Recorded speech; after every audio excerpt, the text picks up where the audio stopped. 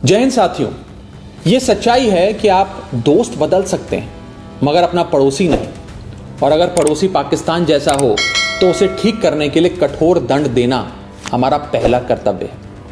आज भारत सिर्फ पाकिस्तान नहीं बल्कि क्रूरता, बर्बरता और आतंकी मानसिकता के खिलाफ एक जंग लड़ रहा है। हमारी सेना जिस अद्भुत वीरता और शौर्य से लड़ रही है उससे साफ है कि इस बार आतंकवाद का खात्मा होकर रहेगा।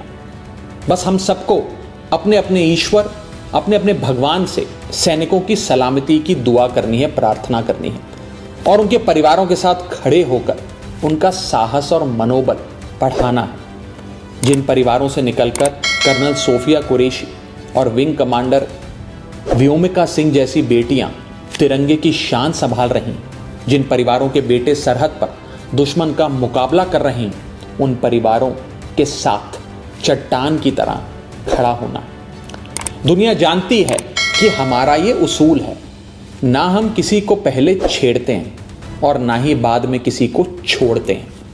22 अप्रैल को पहलगाम में पाकिस्तानी आतंकियों ने जिस कायरता और क्रूरता से हमारे निहत्थे लोगों की हत्या की थी, वो मानवता के इतिहास पर एक कलंक की तरह है।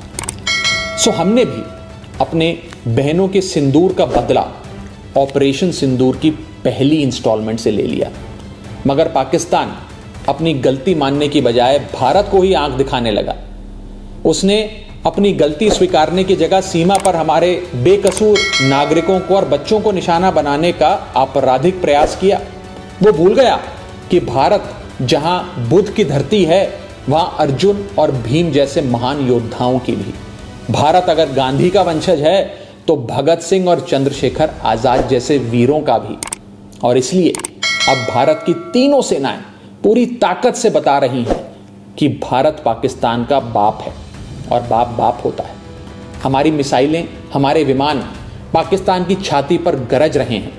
हमारा एयर डिफेंस सिस्टम पाकिस्तान की मिसाइलों और ड्रोन्स को मच्छर की तरह मसलकर मार रहा है। जिन आतंकवादियों ने रहम की भीख मांग रही माताओं के सामने उनके कलेजे के टुकड़े को छीना था, जिन आतंकवादियों ने पुलवामा से लेकर उरी तक हमारे लोगों पर नापाक नजर डाली थी, जिन आतंकवादियों ने 2008 में मुंबई में हमारे सैकड़ों निहत्थों और बेकसूर लोगों की बलि ली थी, जिन आतंकवादियों ने 2001 में हमारे लोकतंत्र के मंदिर इंडियन पार्लियामेंट पर घिनौना हमला किया था, जिन आतंकवादियों ने 1993 में हमारी आर्थिक राजधानी मुंबई को सीरियल ब्लास्ट से दहला दिया था।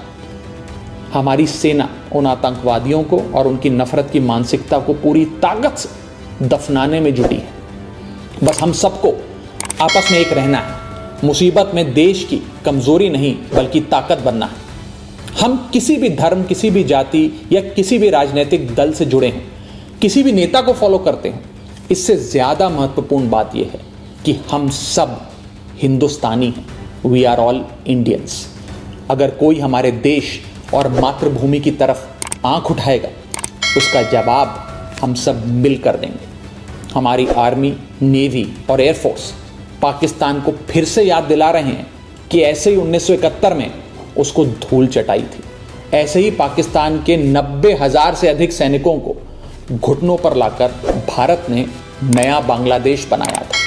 ऐसे ही 1984 में सियाचिन में जब भारत के सैनिकों ने पाकिस्तान के कायरों को दौड़ाया था, ऐसे ही 1999 में कारगिल में हमारी सेना ने पाक के सारे नापाक इरादों को मिट्टी में मिलाया था। मगर पाकिस्तान की मेमोरी लगता है कमजोर है, इसलिए समय समय पर याद दिलाना पड़ता है। जो देश 24 घंटे 365 दिन पूरी दुनिया के सामने भीख का कटोरा लेकर खड़ा रहता है, जो देश अपने बच्चों के हिस्से का दूध आतंकियों को पिलाता है, उसका फन कुचलने का इस बार इरादा हर हिंदुस्तानी ने ठान लिया है। अब की बार पाकिस्तान को सुधार कर रहेंगे। भारत पाकिस्तान को चुनौती और चेतावनी दे रहा है कि सुधर जाओ, वरना अब काशी से लेकर इस्लामाबाद तक बहेगी गंगा, रावलपिंडी में लहराएगा भारत का तिरंगा। जय हिंद।